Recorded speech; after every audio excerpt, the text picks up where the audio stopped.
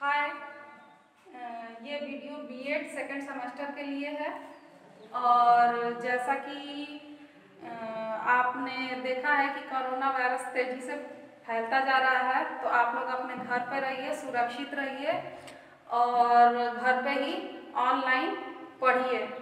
तो जैसा कि मैंने पहले के वीडियो में आपको प्राथमिक शिक्षा के विकास के बारे में दो ग्रुप पढ़ा दिए हैं, जिसमें पहला है प्राचीन काल में शिक्षा का विकास कैसे हुआ और फिर ये मध्यकाल में शिक्षा का विकास कैसे हुआ।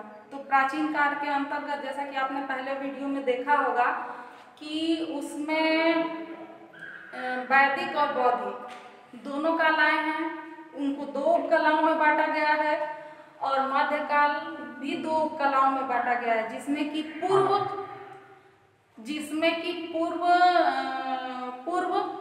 मुगल काल और दूसरे में ये मुगल का, ये दो कलाओं में बांटा गया है। और आज हम आधुनिक काल में प्राथमिक शिक्षा का विकास, इसके बारे में जानेंगे। इसको चार कलाओं में बांटा गया है। इसमें पहला है ईसाई मिशनरी काल। तो ईसाई मिशनरी काल में प्राथमिक शिक्षा का विकास किस तरह से हुआ है, इसको पहले हम जानेंगे। तो जैसे कि अंग्रेजों के आने से पूर्व हमारे भारत में, हमारे देश में जो शिक्षा थी, वो शिक्षा, प्राथमिक शिक्षा व्यवस्था कैसी थी? देशी शिक्षा व्यवस्था थी। लेकिन स्वतंत्रता से पूर्व पहले से प्राथमिक शिक्षा को क्या सार्वभौमिक बनाने के लिए इंग्लैंड में सन 1882 ईस्वी से 1846 ईस्वी के बीच प्राप्त हुए अनिवार्य शिक्षा कानून से प्रेरणा मिली और 1842 ईस्वी में हंटर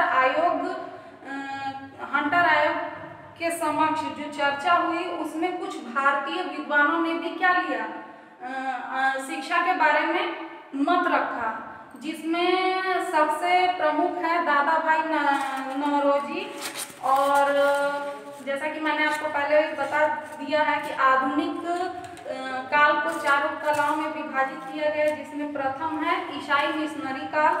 तो भारत में आधुनिक शिक्षा का शुभारंभ किसके द्वारा हुआ और किसको श्रेय दिया जाता है? ईसाई मिशनरियों को, क्योंकि सर्वप्रथम 1810 ईस्वी में हमारे देश में पुर्तगाली व्यापारी आए और उनके साथ पुर्तगाली ईसाई मिशनरी भी आए। फिर उसके बाद उन्होंने भारत में प्रवेश किया और उसके बाद ब्रिटिश व्यापारी आए और उनके साथ उनकी ईसाई मिशनरी उनके साथ आए और वो भी भारत में प्रवेश किए।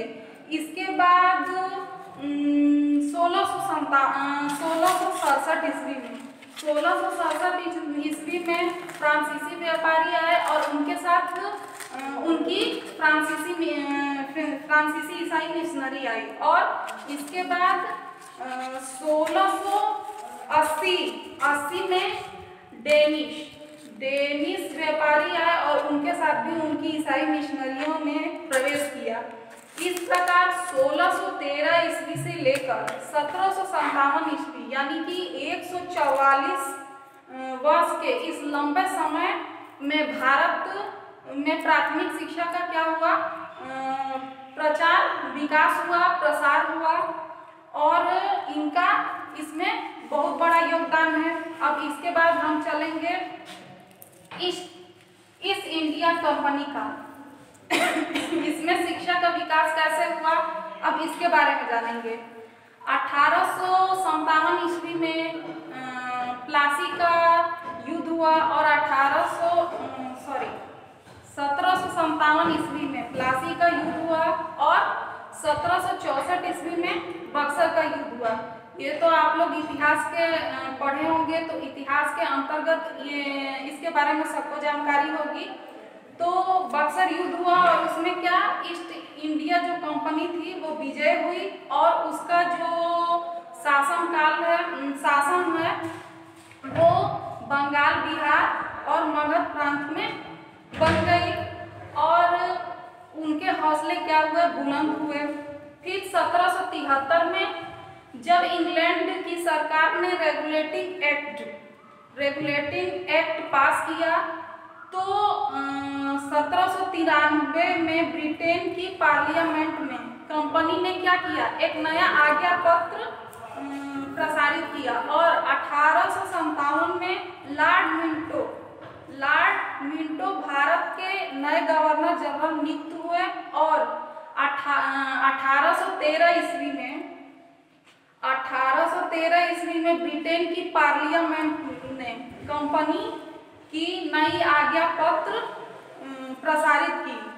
इस आज्ञा पत्र में क्या हुआ, पहली बार शिक्षा से संबंधित 3 आदेश दिए गए और उसमें ये दिया गया कि किसी भी देश की ईसाई मिशनरियों को भारत में आने पर धर्म शिक्षा के प्रसार में पूर्ण स्वतंत्रता प्रदान की जाएगी। और दूसरा था कि शासित क्षेत्र के बच्चों की शिक्षा व्यवस्था करना कंपनी का क्या है, उत्तरदायित्व होगा। और तीसरा था कि कंपनी शिक्षा पर प्रतिवर्ष क्या करेगी, 1 लाख व्यय करेगी। अब इसके बाद हम चलेंगे ब्रिटिश शासनकाल में शिक्षा की व्यवस्था कैसे हुई। तो 1857 ईस्वी में भारत में अंग्रेजों के विरुद्ध क्या हुआ, एक क्रांति हुई जिसमें 1858 में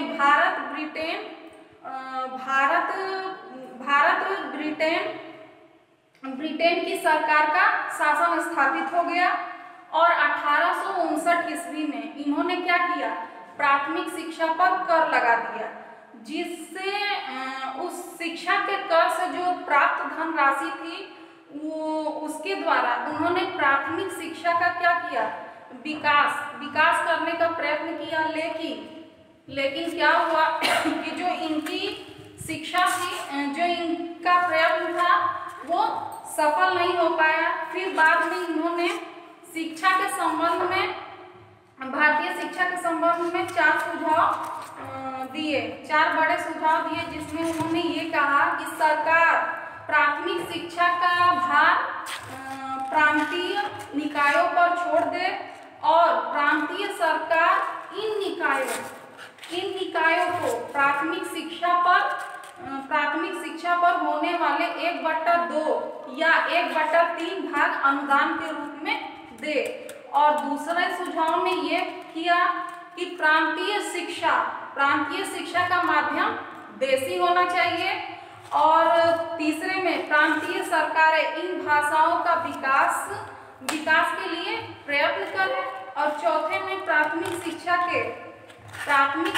के शिक्षकों को, मतलब जो प्राथमिक शिक्षा के अंतर्गत जो भी शिक्षक शिक्षा दे रहे हैं उनके लिए उनको प्रशिक्षित करने के लिए शिक्षा विद्यालयों का निर्माण कराया जाए या उसकी स्थापना की जाए। अब हम चलेंगे इस स्वतंत्र काल में प्राथमिक शिक्षा का विकास, मतलब कि भारत स्वतंत्र होने के बाद प्राथमिक शिक्षा का विकास किस तरीके से हुआ। तो इसमें प्राथमिक शिक्षा का स्पष्ट निर्देश संविधान 45वीं धारा में दिया गया है, जिसमें राज्य के संविधान ने यह लागू किया कि 10 वर्षों के अंदर 14 वर्ष की आयु के सभी बालकों को निःशुल्क एवं अनिवार्य शिक्षा की व्यवस्था की जाए। और उसी समय निःशुल्क और अनिवार्य शिक्षा के लिए एक ठोस कदम उठाया गया और 1966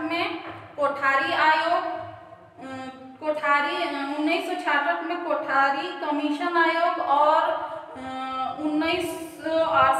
में शिक्षा नीति और 1946 में राष्ट्रीय शिक्षा नीति तथा 1887 से 88 तक ब्लैक बोर्ड योजना तथा 15 अगस्त 1995 को पौष्टिक आहार सहायता का राष्ट्रीय कार्यक्रम शुरू हुआ।